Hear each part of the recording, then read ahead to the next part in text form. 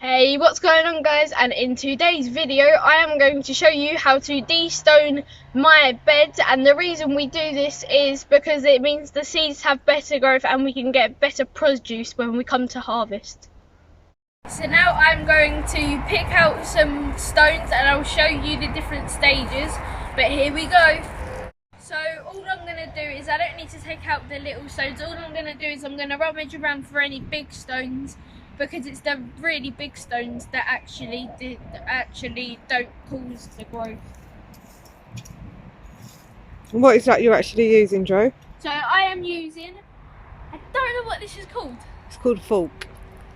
So this is a fork, as my mum just said. But yeah, so I'm just going to use this and I'm just going to dig around. Don't worry, I'm going to put all the soil back when I'm done.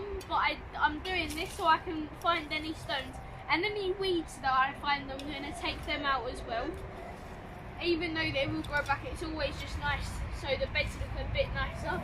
But I'll come back when I've got a bit further. So I've done a little bit of work and I've collected a few stones. I don't know whether the camera can get in there, but that's what I've collected so far.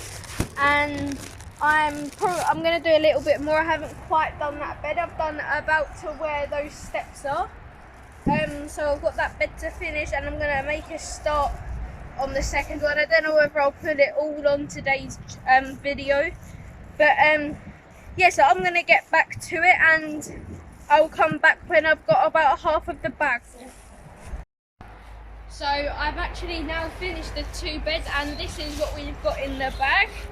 So there's quite a few big rocks, there's a bit of plastic, I found a bit of glass. So all of that needs to come out if you've got two beds.